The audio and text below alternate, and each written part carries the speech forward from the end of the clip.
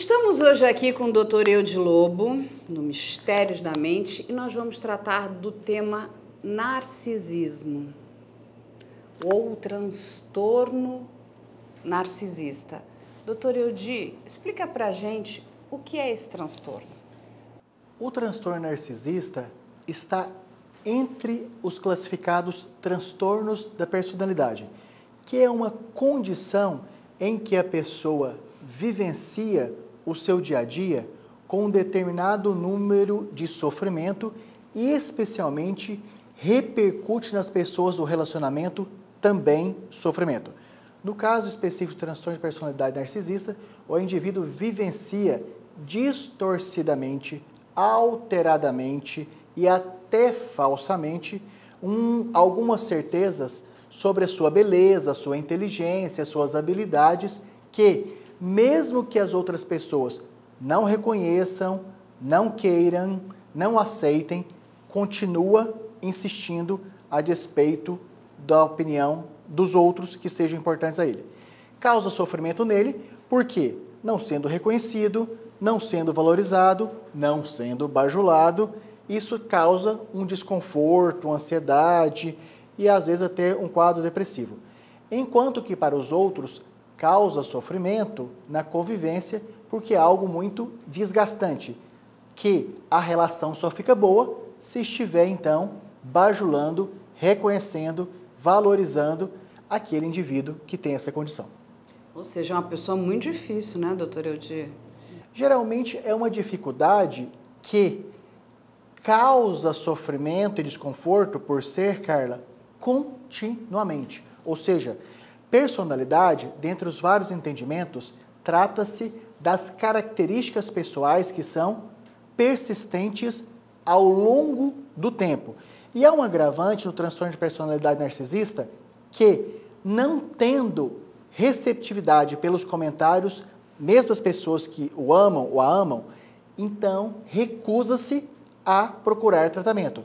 Porque uma das características é a imaturidade e até a incapacidade de reconhecer que aquelas características que está valorizando, autovalorizando, só ele está fazendo. Ou as outras pessoas não estão fazendo, ou estão fazendo numa proporção realística. Mas ele doentiamente se autoavalia, autointerpreta e se vê muito desproporcionalmente mais do que realmente é. Os transtornos de personalidade, eles são divididos em 3 clusters, o A, o B e o C. O A é de pessoas mais esquisitas, o B é de pessoas mais dramáticas e o C é de pessoas com medo, falando assim a grosso modo para o público poder compreender.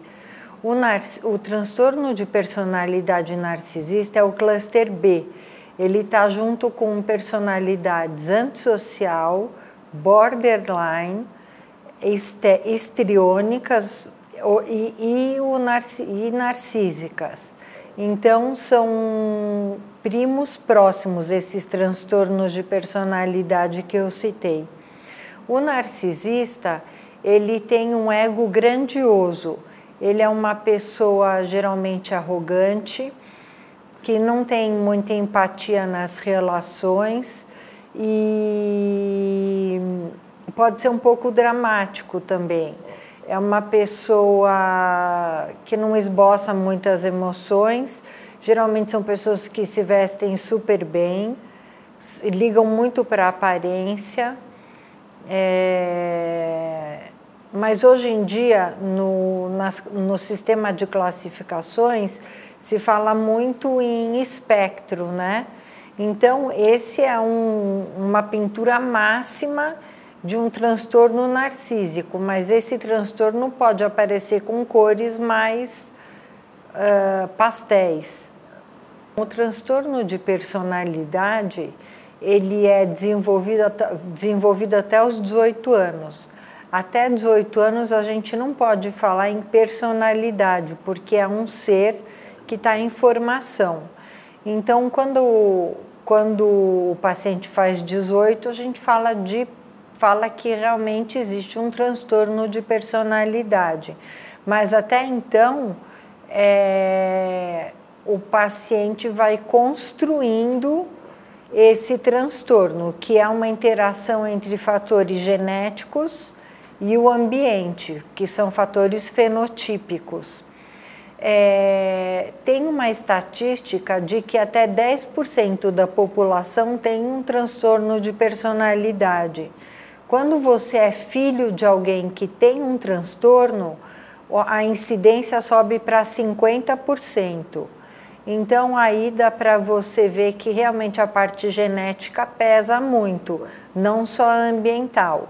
Então, para um paciente ter esse transtorno narcísico, ele precisa nascer com uma predisposição genética e viver uma relação parental com outra pessoa narcísica, provavelmente, ou sociopata, ou histérico, que vai dar pouca profundidade às relações, uma tônica de um relacionamento interpessoal sem empatia, sem profundidade. Então, na verdade, é uma formação da personalidade até os 18 anos. Ninguém nasce assim. A personalidade, ela se desenvolve como uma moeda que é cunhada, que tenha o cunho da moeda, né? As formas da moeda. As formas são dadas, as formas do transtorno de personalidade são dadas pelas relações parentais, geralmente, que são as relações superiores e que precedem a criança. A pessoa que tem esse transtorno de personalidade, né, narcisista, ela entende que ela possui esse transtorno? Como é que é isso, né? Porque um narcisista, imagina você dizer para ele, olha, você é narcisista, né? Aquilo deve ser altamente desconfortável. Como é isso? O comum, Carla, em várias condições psiquiátricas, incluindo esta, é do indivíduo ser deficiente de uma capacidade pessoal que nós temos chamada de reconhecimento crítico ou de permissividade às proposições, intervenções, sugestões de outras pessoas. E eu estou falando das pessoas relevantes. Infelizmente, no transtorno narcisista, muitas vezes o indivíduo tem dificuldades no casamento, no emprego, nas relações sociais, com a vizinhança, porque mesmo sendo pontuado, mesmo sendo sugerido, ainda que com carinho e respeito por outros, que aquelas suas características não são tão grandiosas, não são tão importantes, não devem ser tão valorizadas ou até são inexistentes, não se reconhece. Portanto, uma característica do transtorno narcisista é a deficiência da autocrítica, é a insuficiência da capacidade individual de reconhecer-se nas suas limitações, de perceber-se como sendo um indivíduo com qualidades, mas sequencialmente também ter defeitos e especialmente são pessoas que não possuem a capacidade da permissividade da sugestão alheia. O narcisista geralmente é uma pessoa feliz. O borderline, que fazendo menção a um transtorno do mesmo cluster, o borderline é uma pessoa perturbada. Ele se sente triste, tem surtos psicóticos, depressão, ele sofre nos relacionamentos. O narcisista tem dois tipos, o extrovertido e o introvertido. Mas geralmente o narcisista não sofre pelo fato de ser narcisista, ele geralmente é feliz, é grandioso, egocêntrico. Quando esse indivíduo que é narcisista, ele procura do outro não só aceitação, ele quer elogios, ele quer bajulação, ele quer que seu grupo diga que ele é o melhor, que seu parceiro ou parceira, né, solte fogos de artifício o tempo todo. E quando isso não acontece, o que a gente identifica é que muitas pessoas começam a ficar, inclusive, violentas, principalmente nas suas relações, né, pessoais e principalmente dentro de casa, né, quando aí a gente caminha até para uma questão de violência doméstica, né? Muitas mulheres que sofrem violência doméstica nos relatam que elas sofrem agressão porque não repararam algo do parceiro. Olha, eu não falei que ele estava bonito ou que ele é muito inteligente. Aquilo deixa aquela pessoa extremamente agressiva e revoltada e ele se volta contra essa parceira. Explica pra gente um pouquinho dessa relação que sai desse, né, não só da insatisfação, mas começa a caminhar inclusive para a violência. Carla, a questão de um transtorno da personalidade, o que causa mais repercussões nas relações é a durabilidade. Ou seja, geralmente, nos primeiros dias, meses e até anos de relação homem-mulher com homem narcisista, porque é uma das condições mentais mais predominantes em homens, busca-se por parte dessa mulher naturalmente um investimento, uma tolerância, uma insistência, inclusive uma repetitividade de questões do tipo: não é bem assim, não é tão grande assim, não é tão importante assim, e que quando isto vai passando os anos, passa por um desgaste absolutamente natural, a ponto dessa relação começar a ficar inviável para a companheira. E no caso da companheira, propor a revisão do relacionamento ou até a interrupção, este é o ponto, este é o gatilho, esta é a ponte que leva para a agressão, porque é uma interpretação doentia por parte dos narcisistas do tipo: como assim não me querer? Como assim não continuar me elogiando, reconhecendo e valorizando como fazia antes? Por quê? Por parte da pessoa do relacionamento, se exauriu, se esgotou, não tem mais condições de continuidade. Mas por parte do indivíduo que tem aquelas características estáveis, e algumas vezes, Carla, até vai piorando ao longo do tempo. E nós notamos que o narcisista vivencia uma piora nesses exageros quando, por exemplo, tem os relacionamentos do trabalho, os relacionamentos da família, os relacionamentos da igreja e de outro ambiente. E em um dos relacionamentos, por motivo, por exemplo, de hierarquia. Exemplo, o indivíduo, em uma das suas atividades, ele tem um cargo de chefia na empresa. E ali, as pessoas subordinadas a ele, continuamente estão alimentando, motivando e permitindo essa vivência narcísica. Até porque de funcionários, de colaboradores, há uma natural rotatividade. Mas que em casa, onde no casamento presume-se que a duração é maior, isto se exaure. Então, se o indivíduo no trabalho continua tendo esse reconhecimento, mas em casa não está tendo, a não admissibilidade de que os familiares, a esposa, os filhos aceitam, ele vai reagir isto com agressividade. Por quê? Se os funcionários e colegas estão aceitando e valorizando, por que vocês que são filhos, irmãos, pais, esposa, não está admitindo? Então, esta é uma das explicações da agressividade. E uma outra delas, Carla, que ter uma condição mental é fator de risco para outros adoecimentos mentais. Portanto, narcisistas que em períodos, momentos em que não estão sendo globalmente vangloriados, caem-se numa condição de vulnerabilidade não admitida para tratamento, não aceita para ajuda humana e acaba recorrendo a álcool e drogas. E especialmente, Carla, se torna uma mistura explosiva narcisismo com drogas, especialmente aquelas de característica estimulante, como, por exemplo, cocaína, crack, anfetaminas. Portanto, uma combinação muito desastrosa, Carla, para a agressividade da sua grande preocupação é narcisismo mais drogas, especialmente as estimulantes. E, doutor, eu vou trazer aqui um outro caso que eu acho que é bastante interessante quando a gente trata dessa personalidade narcisística dentro do ambiente de trabalho.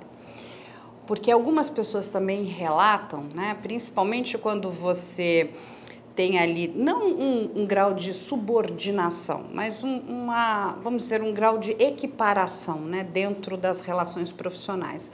que o narcisista sabe trabalhar muito bem no outro, né? Que ele quer impor um determinado sofrimento, porque ele quer estar acima, né? Ele quer, vamos dizer, os holofotes para ele. Ele trata a questão da síndrome do impostor. Ou seja, você não é bom, você não merece, você não sabe fazer. Ele destrói, né, a autoestima da pessoa, né? Ele trabalha muito bem a baixa autoestima, né? Então, explica um pouquinho isso para as pessoas, porque as pessoas têm dificuldade de entender, inclusive, o que é a síndrome do impostor, né? Que ela não pode ocupar aquele lugar. Mas, muitas vezes, essa sensação é muito bem trabalhada por essa outra personalidade narcisística aqui, né? Que diz para o outro, ó, isso que você faz não é bom, você não presta, você não sabe fazer, só quem sabe fazer sou eu. Então, aquilo vai minando, né, aquela outra pessoa e ele se sente vangloriado, né? Não é isso? Nós temos alguns subtipos, né, dos indivíduos com transtorno de personalidade narcisística. Tem alguns que eles, por si só, se sustentam nesses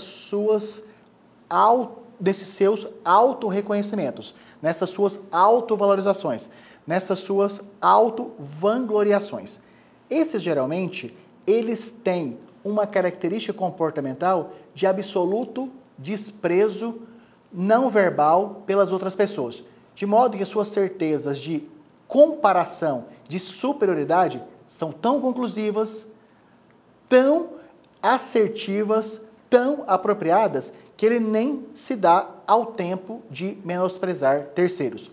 Existe um outro grupo desses narcisistas que o modo pelo qual se alimentam, retroalimentam e continuam suas vivências é profundamente dependente de que as outras pessoas voluntariamente venham a ele reconhecendo a superioridade e, quando isso não acontece, passa a ter atitudes inicialmente indiretas, de apenas mandar uma mensagem, apenas colocar uma frase solta, prosperando para características de ameaça, agressividade e de exigência que se reconheça no modo comparativo que o outro, de fato, precise reconhecer que o outro é menos capaz, menos inteligente, menos bonito, menos hábil, mas necessariamente em comparação a um reconhecimento imediato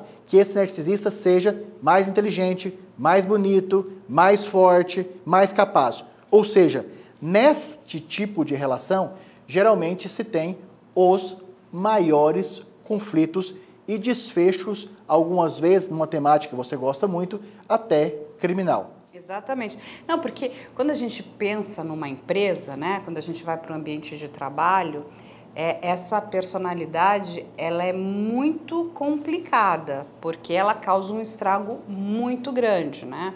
Porque quando o ambiente profissional, aquilo é uma grande engrenagem, que aquilo precisa rodar, né, de uma forma minimamente correta, vamos dizer assim, porque senão as coisas não acontecem. E quando a gente coloca uma personalidade que tem esse potencial explosivo, só o que eu faço é bom, só eu sei fazer, isso é muito desgastante num ambiente profissional, não é isso? É desgastante, inclusive tem algumas discussões que empresas administradas por pessoas narcisistas tendem a ter funcionários e subordinados e até colegas com maior nível de afastamento por problemas emocionais e também, aí muito falado agora, de burnout. Portanto, que é a síndrome do esgotamento. Por quê?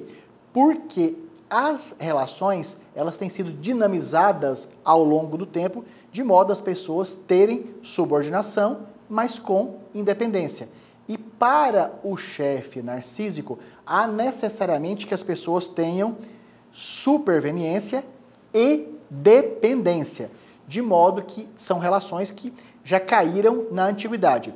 E situações bastante conflituosas que acontecem é quando o subordinado tem características narcisistas e que não está sendo reconhecido pelo seu superior. De modo que aí pode acontecer sabotagens, chantagens e, inclusive, implantações falsas das chamadas pegadinhas, das chamadas armações que funcionários subordinados colocam sobre o chefe quando nessa condição narcísica e tendo, por exemplo, um dos objetivos narcísicos de substituição do chefe e algumas vezes também, de novo em temática que você gosta muito, até incluindo, por exemplo, assassinato, envenenamento, falsas denúncias.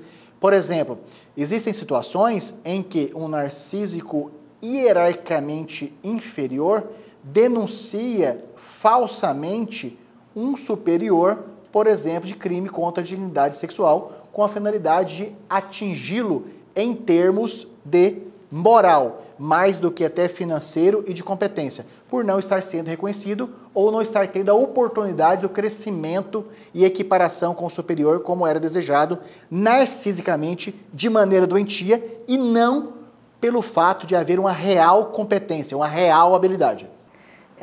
Se ele for chefe, ele é um chefe arrogante, pouco empático, com empáfia, é um chefe duro, que dá bronca, é meio desequilibrado, é daquele tipo de chefe que faz os funcionários chorarem, né, que vão para casa chorando. Agora, se ele é um funcionário narcísico, talvez ele fique mexido com as críticas, ele não aceita críticas, ele é uma pessoa grandiosa que provavelmente vai enfrentar o chefe e vai falar que está certo.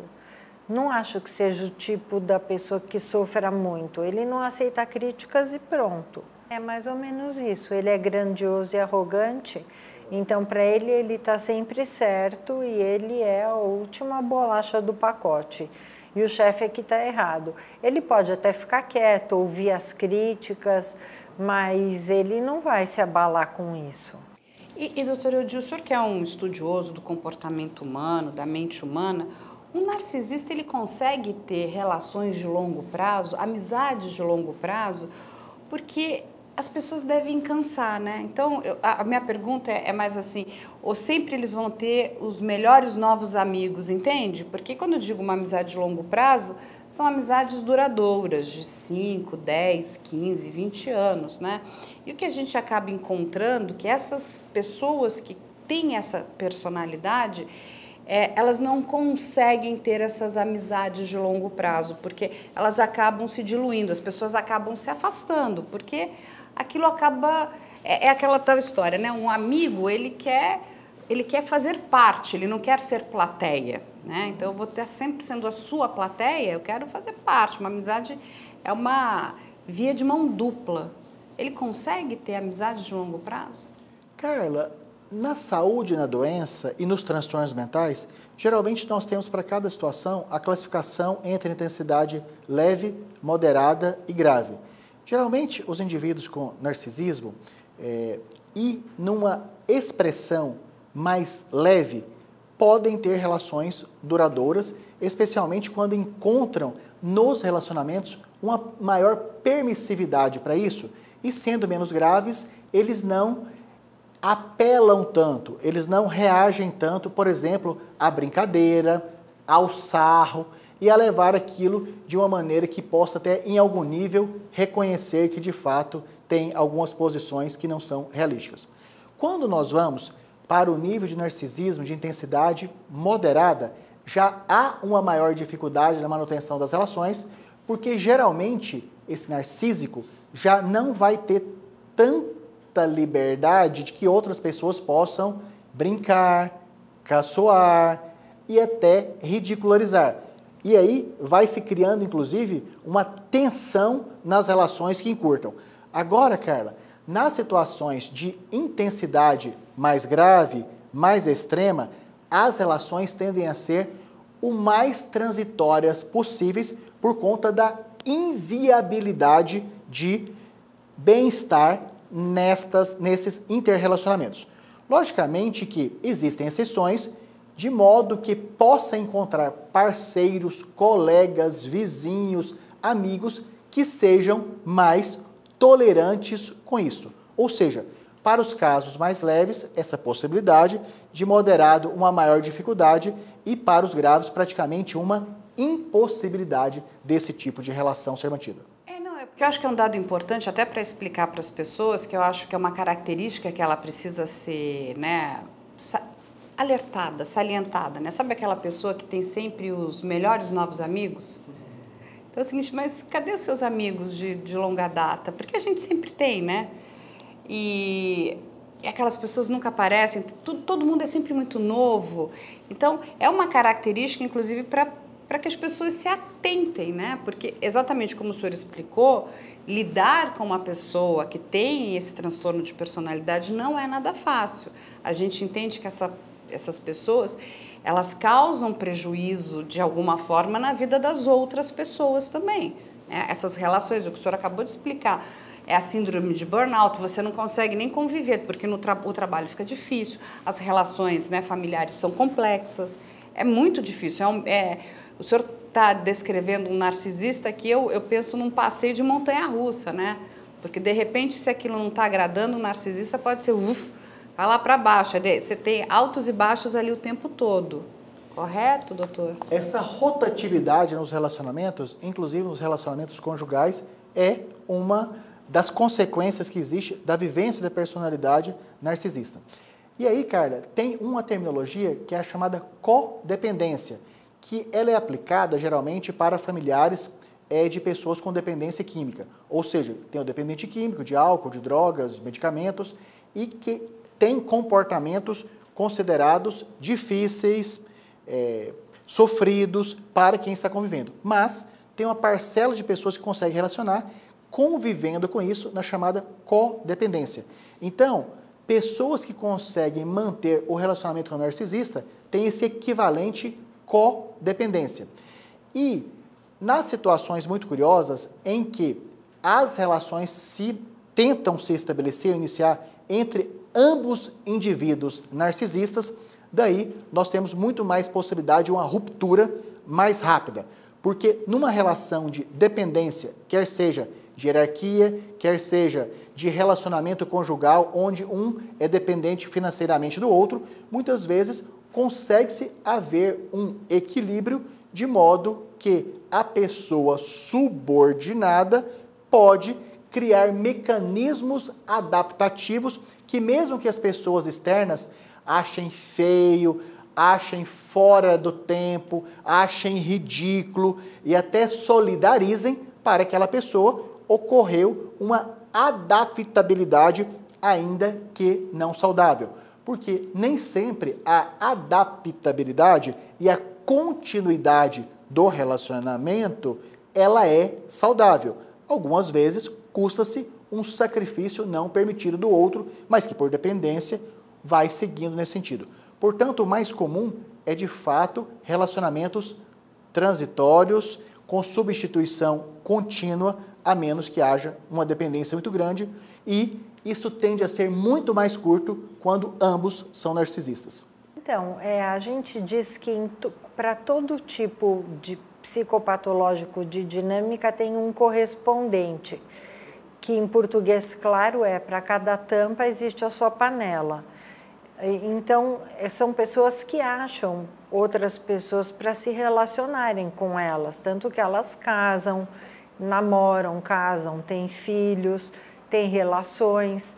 Todo tipo psicopatológico acha um correspondente para o seu tipo, mas são pessoas que não têm um perfil empático, então é difícil realmente a gente gostar, se interessar por um tipo narcísico. O narcísico precisa ser admirado, é como se fosse um ator bem vestido que estivesse sempre no palco e você é plateia e precisa bater palma para ele. As pessoas se cansam dessa falta de troca, de troca nas relações, né? Elas podem até ser, mas não são profundas. O tipo de afeto que o narcisista propõe é um afeto superficial. Então, não são relações íntimas, porque o narcisista precisa estar sendo admirado o tempo inteiro. É difícil trocar com uma pessoa que se sente tão diferente das outras. Não existe uma troca íntima e real de relacionamento. Agora, doutor, me diga uma coisa, o narcisista ele é apaixonado por ele mesmo? Nós temos um grupo de narcisistas que vivem uma verdadeira autopaixão, nem sei se existe terminologia que criei agora, Carla, e que isto é alimentado, retroalimentado, confirmado e vivenciado totalmente independente da opinião alheia naquela situação que ele se basta. Ele vive por si só, com uma característica altamente egoísta, independente e especialmente se tem condições financeiras para essa manutenção. E nós temos um outro padrão de narcisista que, de fato, não consegue essa sustentação e tende a vivenciar isso de maneira depressiva e algumas vezes chegando até ao suicídio. E doutor, essa é muito boa, né? A questão do espelho. Até a gente conversava aqui antes, né? Que nós não conseguimos ver a nossa face, né? A nossa cabeça, né? Os nossos olhos, eles veem várias partes do nosso corpo, mas a gente não consegue ver. Eu consigo ver a do outro, mas eu não consigo ver a minha. A não ser que eu consiga me olhar através de algum reflexo. E isso é uma questão tanto quanto interessante, porque muitas vezes esse reflexo pode ser distorcido. E isso causa uma frustração muito grande, né? Em algumas pessoas. Como é que é essa questão com o narcisista, né? Desse autorreflexo? Ele, em algum momento, ele se vê de forma distorcida, mas no sentido... distorcida na cabeça dele ou distorcida da forma real como ele é? Carla, nós temos tanto as descrições daqueles que possuem tanta certeza e que é totalmente incontestável que já são, nas suas certezas doentias, exageradamente mais belos, mais delineados, mais esculpidos do que os outros, que o espelho não é tão importante, porque a sua certeza já é mental, independente, mental e comportamental, independente de como se autovisualizam. E existem aqueles que têm uma característica da sua autopercepção distorcida em relação às suas qualidades e sendo uma dessas qualidades a da autoimagem, de se achar, se avaliar, se ver comparativamente o que a média das pessoas está vendo como muito mais belo, muito mais delineado, muito mais perfeito. Então, eu acho que aqui cabe eu contar um pouco do mito do Narciso, pode ser? Sim, por favor. Então,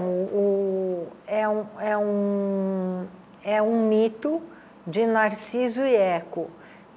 Por que eu vou contar? Para você ver qual é o complementar patológico do Narciso. O Narciso, ele nasceu um menino, um rapaz extremamente bonito, e ele era desejado por todas as pessoas, todo mundo queria ter algum relacionamento romântico com o Narciso, e ele não se interessava por ninguém. Uma das pessoas que quis se relacionar com o Narciso era a Eco.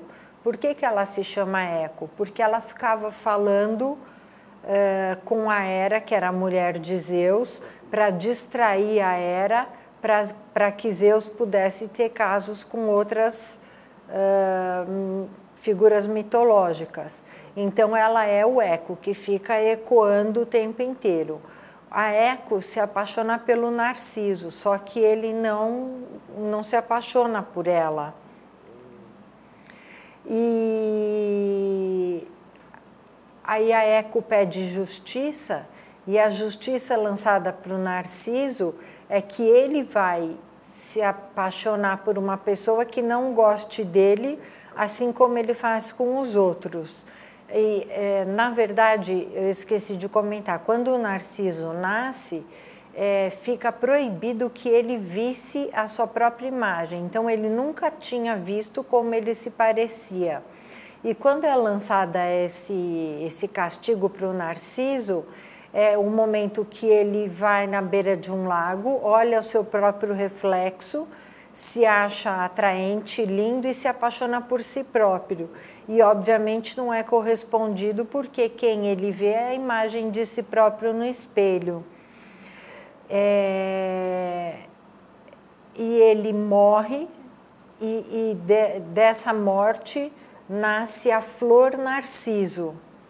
E a Eco fica condenada a ecoar no vazio a vida inteira. Então, qual é a lição que a gente aprende desse complementar patológico? O narcisista é uma pessoa que não tem visão, porque esse mito está muito relacionado à visão. E é o deus Eros que determina esse castigo, porque o Eros é o deus das ligações, das relações, das ligações afetivas. Assim como o Narciso não se liga a outras pessoas, a Eco não se liga a si própria. Ela não olha a si própria, ela está sempre olhando o outro, ecoando o que o outro fala. Então, o complementar patológico do narcisista é uma pessoa que não olha a si própria. A pessoa, ela nasce com esse transtorno porque isso não é uma doença, né? Ela nasce ou tem alguma coisa durante a vida que é um gatilho. Como funciona isso? As condições psíquicas reconhecidas como diagnosticáveis, ou seja, que tem um correspondente em critérios para um transtorno da personalidade ou para um transtorno mental, no atual status da ciência, elas são reconhecidas como condições multifatoriais em que há uma combinação desarmônica de fatores genéticos, familiares, ambientais, educacionais e contextuais como um todo. Ou seja, nós ainda não conseguimos, Carla, fazer uma atribuição percentual. Se para o indivíduo X, que apresenta transtorno de personalidade narcisista, C, a porcentagem maior foi da genética, ou do ambiente, ou da família, ou de outros fatores, inclusive fatores inconscientes. Nesse sentido, então, a conclusão é que o indivíduo pode até nascer com essa predisposição, com essa disponibilidade biológica, mental, para vir a desenvolver isto. Mas, se ele passa por um processo educacional, relacional, muito adequado, isso tende a ficar adormecido. Se por outro lado, as questões ambientais, familiares e contextuais são desfavoráveis, isso tende a se expressar. Tanto é que existem algumas das explicações que, em verdade, são indivíduos no íntimo, no interior, super inseguros, frágeis e até incapazes. E dada a dificuldade que teriam até de sobreviver mediante um íntimo tão frágil, precisam compensar em um mecanismo de defesa com essa expressão que não é real, mas que ele não se dá conta conscientemente disso porque não aguentaria e pereceria, por exemplo, suicidando. Exato. Doutor Eudi, a comunidade científica consegue explicar por que isso acomete mais aos homens do que às mulheres? Existem apenas algumas possibilidades, mas nenhuma conclusiva até o momento. Porque muitos transtornos, né, eles acabam indo mais para o gênero masculino do que para o gênero feminino. Os transtornos mentais, de maneira geral, eles são predominantemente ou mais no gênero feminino. Os homens têm uma predisposição maior para as dependências químicas e em relação aos transtornos de personalidade, por exemplo, o narcisista. Doutor, deixa eu lhe fazer uma pergunta. Você acredita que hoje, no momento em que vivemos, né, onde a gente é muito impactado, né, pelo advento das redes sociais, o senhor acha que isso tende a potencializar esse transtorno? Porque, assim, é um mundo um tanto quanto fictício, né? O mundo das redes sociais não é um mundo real. As redes sociais e a possibilidade de exposição, ela facilitou, Carla, como se fosse uma viabilidade do narcisismo coletivo. Portanto, de maneira social, as redes sociais dão uma permissão para que o indivíduo que tinha algum nível de constrangimento, vergonha, impossibilidade de se manifestar, ele o faz geralmente em condições superiores às reais em termos de beleza, em termos financeiros, em termos sociais, em termos especialmente do número de amigos que estão na relação social. Portanto, eu não diria especificamente que as redes sociais facilitaram a expressão do transtorno mental narcisista, mas que viabilizou um narcisismo coletivo. Olha, eu diria, na verdade, eu diria o contrário. Eu diria que a dinâmica de relação através das redes sociais que a gente tem hoje em dia é uma dinâmica narcísica, porque as pessoas se exibem, se mostram e os outros curtem ou não curtem. Então, eu diria que a dinâmica é narcísica, mas eu não acho que essa dinâmica influenciaria no nascer de uma personalidade narcísica. Tem um Freud, eu sou psiquiatra clínica e terapeuta, mas não sou freudiana, mas o Freud cunhou 2 termos que são termos do desenvolvimento psíquico normal de qualquer pessoa, que é o narcisismo primário e o narcisismo secundário. O que é o narcisismo primário? É um tipo de narcisismo que a criança tem nas primeiras semanas de vida e é como se fosse uma fase autoerótica. Ela é o centro do mundo e todos giram em torno dela, ela não tem limites de ego. Então, tudo é ela é a mãe e tudo gira em torno dela e ela é autoerótica. Esse é o narcisismo primário. O narcisismo secundário, que aparece mais tarde na formação da personalidade, segundo Freud, é uma fase que ele sai de si e se diferencia e começa a perceber os objetos que estão fora de si. Então, a gente fala existem 2 tipos de narcisismo. O transtorno narcísico, que nasceu do termo de Freud sobre narcisismo primário e secundário. E, doutor Ildi, explica para as pessoas como é que a gente identifica um narcisista.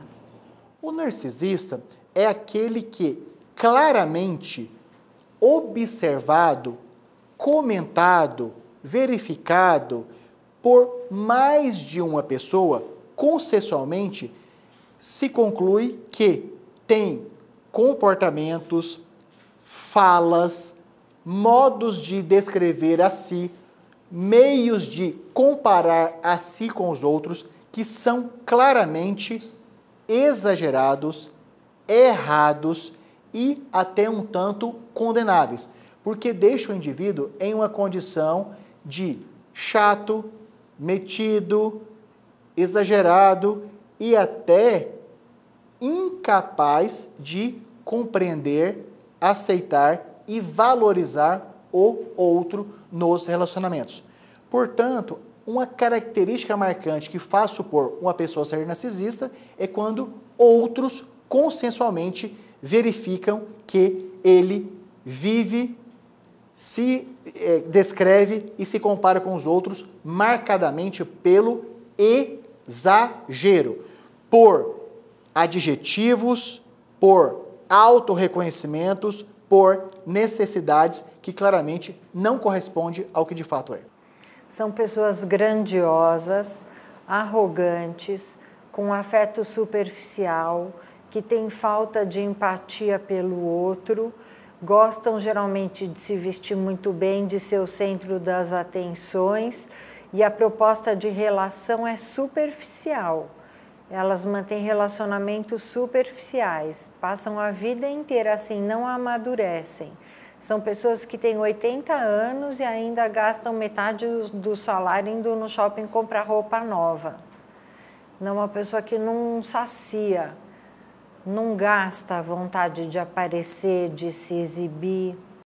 E, doutor, a comunidade científica, ela indica algum tratamento? Existe algum tratamento para esse tipo de transtorno? Nós temos, Carla, o transtorno narcisista de maneira isolada. Ou seja, o indivíduo tem esta alteração da personalidade sem outros fatores, outros adoecimentos mentais. Nesta condição, a grande dificuldade nem é o tratamento, é o indivíduo se reconhecer e permitir que tenha o suporte psicoterápico. Quando nós temos o narcisismo em comorbidade, a comorbidade é uma palavra que ficou muito popular ao tempo da pandemia, mas ela sempre existiu, que significa a coexistência de duas condições da saúde mental ou de qualquer área da saúde acontecendo ao mesmo tempo. Então, Carla, quando se tem simultaneamente transtorno narcisista mais depressão, transtorno narcisista mais transtorno bipolar, transtorno narcisista mais dependência química, geralmente aumenta-se a possibilidade desse indivíduo, por outras demandas que não a do narcisismo, se permitir a busca de um tratamento, que para o narcisismo de maneira específica são as psicoterapias. E aí nas várias modalidades, quer sejam cognitivo-comportamental, psicanálise, psicodrama, ou seja, tem algumas condições psíquicas que elas são mais bem tratáveis por uma modalidade psicoterapêutica específica. No caso do transtorno narcisista, permitido ser abordado várias abordagens psicoterapêuticas, tanto individuais como também, acredite, Carla, em grupo, são altamente eficientes. E, diferente do que o senso comum possa achar que os atendimentos em grupos seriam insuportáveis, quando há, entre os participantes, quando há um grupo que se permite a terapia, fica muito mais fácil deles se perceberem no outro, naquela situação de espelho que possa viabilizar o tratamento para bons resultados. Ou seja, isto é reversível? Sim. Isto, junto com outras condições psíquicas simultâneas, também é tratável? Sim. Nós temos muito mais dificuldade, Carla, da pessoa se permitir o tratamento do que do tratamento fazer efeito. O tratamento medicamentoso não é eficaz. O que é eficaz é a psicoterapia, que ajuda o paciente a estabelecer pontos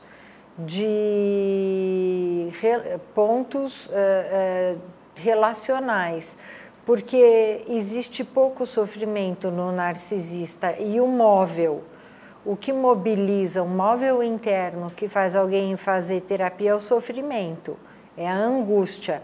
Se eu não tenho angústia, para que eu vou fazer terapia? Eu vou jogar meu dinheiro fora, esse tratamento não me ajuda em nada. Como o narcisista geralmente não tem muita angústia, ele não vai parar num terapeuta. Mas a terapia pode ajudar se as pessoas que se relacionam com esse narcisista insistirem para ele fazer terapia. O terapeuta pode ir pontuando marcos de relacionamento e ele vai aprendendo que se ele faz X, a consequência é Y. Olha o que você está causando para os seus filhos, olha o que você causa para o seu marido. E, doutora, eu vou pedir para o senhor explicar um pouquinho, porque são relações, né? E as pessoas têm muita curiosidade. Como é que é a relação dessa relação de sadismo e masoquismo em um narcisista? Porque deve ser um tanto quanto complicado isso. Então, nós temos aí, nos indivíduos que apresentam essa certeza da superioridade de si e que isto inclui necessariamente rebaixar o outro para que tenha esta sua alimentação e manutenção da certeza de superioridade, tendem a estar mais vulneráveis ao sadismo, ou seja, de fazer o outro sofrer, como uma confirmação de sua superioridade, que o outro é tão inferior que merece, precisa e até deve ser humilhado, achincalhado, agredido, sem o direito de reagir a alguém que é tão capaz, superior, esperto, dinâmico, e aqueles em que vivenciam uma situação em que ou não conseguem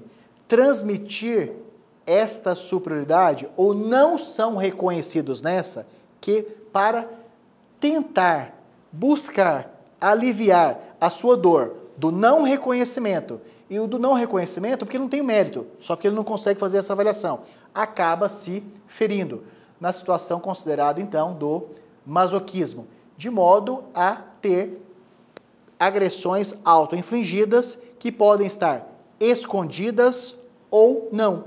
Aqueles que colocam de maneira exposta estão aí mais uma vez procurando ter a atenção do outro de modo a dizer, mas o que aconteceu? Você que é uma pessoa tão especial, tão superior, como se machucou? E, em algumas situações, a insuportabilidade de não ser reconhecido e valorizado pelo outro numa proporção desejada pode te levar a essa situação de masoquismo extremo, que é o suicídio. Então, a gente aí tem aí dois tipos, né? Você tem o narcisista, que é um exibicionista, e você tem também o narcisista introvertido, é isso? Esse extrovertido é o que tende a ter o comportamento sádico em relação ao outro. Esse que é mais introvertido, porque não faz essa busca ativa para que o outro reconheça, mas fica esperando e não vem. E não vem porque a expectativa está muito alta e o reconhecimento está muito baixo, porque a expectativa ela é irreal e o reconhecimento tende a ser real. Então, nesse caso, a maneira como se tem um dos mecanismos de contenção, de amenização, é através das autoaflições, podendo inclusive ser esse exagero da morte. Então, o extrovertido é mais esse tipo que eu falei, arrogante, crítico, com pouca empatia, extrovertido, gosta de se vestir bem, grandioso.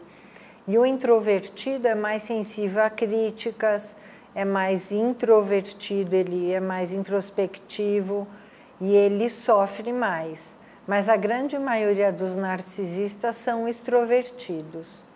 E, doutora, a gente viveu aí há pouco tempo atrás, né, um caso que ficou bastante conhecido, que foi daquele ator, o Johnny Depp, que foi casado com uma outra atriz muito bonita, Amber Heard, e, enfim, ela transformou a vida, né, do ex-marido num verdadeiro inferno.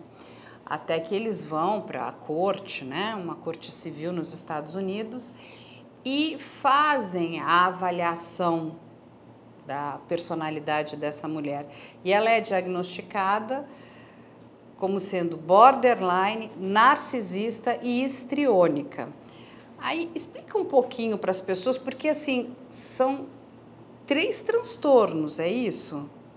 Carla, o principal fator de risco para o indivíduo ter um adoecimento ou um transtorno de personalidade é ele apresentar um primeiro. Portanto, um adoecimento mental deixa cada vez mais o indivíduo vulnerável a outros adoecimentos mentais concomitantes ou comórbidos. Como isto aumenta o risco de ir agregando adoecimentos quando a pessoa não se reconhece doente, não se reconhece com necessidade terapêutica e não se trata? Conclusão, voltemos à situação que o narcisista, habitualmente, não se reconhece precisando de ajuda. Como assim ele precisa de ajuda se ele é tão superior? Então, o fato dele não procurar ajuda, isso o vai deixando cada vez mais susceptível, vulnerável para outras questões de adoecimento. Quando nós falamos em mais de uma condição alterada da personalidade, nessa situação em que acontecia expressões comportamentais e vivenciais, borderline, histriônica e narcisista, provavelmente uma dessas condições estavam predominando. Porque geralmente, Carla, nós não fazemos um diagnóstico de mais de um transtorno da personalidade ao mesmo tempo, no mesmo indivíduo, mas existem, às vezes, a predominância de um conjunto de características que constitui o transtorno da personalidade. E os outros sintomas, características e comportamentos, nós vamos chamar de traços da personalidade. Portanto, não falamos de 2 transtornos da personalidade simultaneamente, mas falamos da predominância de um e os outros são expressões de traços. Agora, a vida mental, os mistérios da mente, eles são tão complexos, amplos, ricos e até um tanto indecifráveis, Carla, que acontece algumas vezes a migração de um determinado momento da vida, uma expressão predominante da personalidade narcisista. E que isto passa por um processo em função da maturidade, do tempo e das próprias exposições às questões de vida para uma expressão borderline. E em um outro momento isso pode evoluir ou transformar para uma outra condição, como, por exemplo, esta histriônica. Ou seja, é natural nessa dinâmica vivencial de que um transtorno da personalidade pode se transformar em outro, especialmente quando o primeiro não é adequadamente tratado. Eu li uma vez num paper científico, né, que eles estavam estudando estelionatários, né, um grupo específico de estelionatários. E eles encontraram características, isso num material que eu recebi dos Estados Unidos, que uma das características muito presentes nesse grupo, né, de criminosos, porque estelionato é crime, era o narcisismo. Né? Então, que eles passam, inclusive, a acreditar que o que eles estão fazendo não é mal, não é ruim. O que o senhor pensa sobre isso, doutor Eudi? Carla, como eu não conheço esse trabalho científico, eu vou fazer uma inferência. A pressuposição que eu faço que se trata de pessoas narcisistas naquela classificação colocada como sendo mais grave.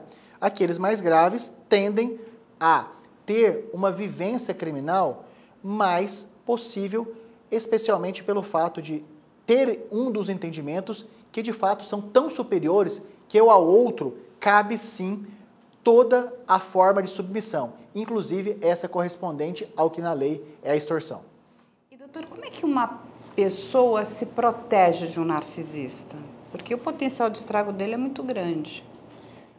Carla, você traz uma oportunidade muito boa para a sociedade, que é da disseminação da informação com qualidade, de modo que seja tão clara que possa ser aproveitada.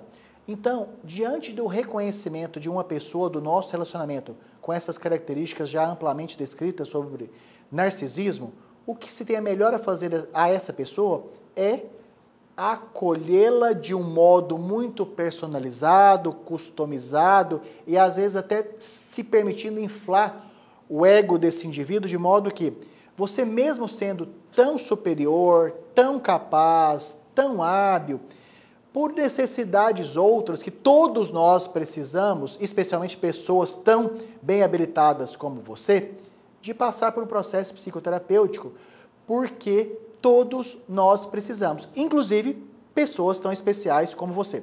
Então, dificilmente nós vamos conseguir reconhecer características do narcisista e poder ajudá-lo voluntariamente, porque não está, tem como característica não estar permissivo à ajuda. Portanto, um modo inteligente e hábil seria reafirmar o que a pessoa quer ouvir e ser reconhecida e mesmo assim dizer que mesmo esses mais superiores podem ser beneficiados e de repente, se quiser fazer aquela ironia interna, que poderá ficar ainda mais superior passando por psicoterapia. Esse talvez seja um argumento muito específico, embora não seja bonito, mas estratégico. O tratamento medicamentoso não é eficaz. O que é eficaz é a psicoterapia, que ajuda o paciente a estabelecer pontos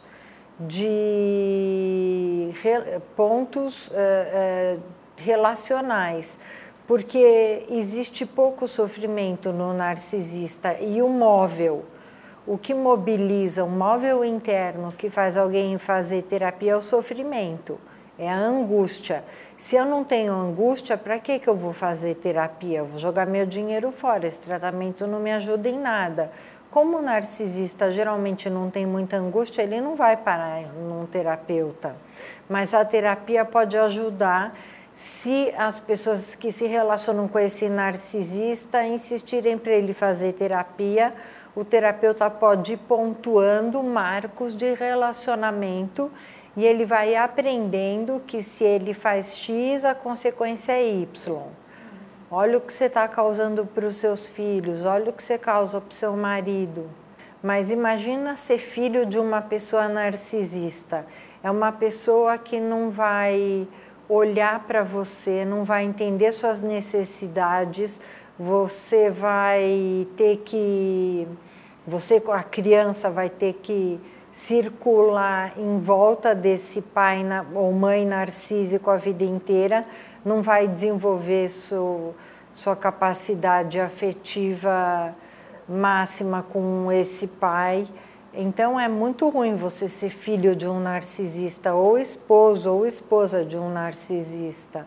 Ele não vai cometer crimes, mas a criança vai ser uma criança com psiquismo bem comprometido. Com certeza essa criança vai ter sofrimento e vai precisar de terapia. Eu não acredito que ele ligue para acolhimento. Ele não liga para emoções. Ele não quer ser uma pessoa acolhida, ele quer ser admirado. Então, quem precisa de acolhimento são os filhos do narcisista, porque o narcisista não se relaciona profundamente com essas crianças. Então, elas sim precisam de acolhimento. Doutora Eldi, muito obrigada pela gentileza de dividir seu conhecimento conosco. Explicou muito bem o que é essa personalidade, né, narcisista, né, esse transtorno de personalidade narcisista, inclusive para que as pessoas possam identificar, possam ajudar, inclusive possam se proteger também, né? Porque as pessoas também precisam se proteger, como o senhor falou muito bem. É o tipo de pessoa que precisa de ajuda especializada, né? Ela precisa procurar um atendimento especializado, fazer uma psicoterapia, precisa entender que ela possui esse transtorno, inclusive para poder melhorar, né? Carla, os transtornos da personalidade, de maneira geral, e especialmente narcisista, faz parte desses grandes mistérios da mente. Ou seja, eu preciso reconhecer que cientificamente ainda estamos um tanto atrasados para as melhores intervenções, mas talvez não se tenha tantas informações de como lidar com essa situação, porque ainda tem poucas pessoas vivenciando isso disponíveis para serem tratadas, analisadas e pesquisadas. A partir da disseminação dessa informação com qualidade, como é feito no seu programa, são feitos os seus programas, nós temos a possibilidade de que mais pessoas reconheçam nos indivíduos amados e esses próprios indivíduos possam ter a oportunidade, então, de receberem acolhimento, contribuição e, especialmente, transformação. Muito obrigada, doutora Eldi. Gratidão é nossa.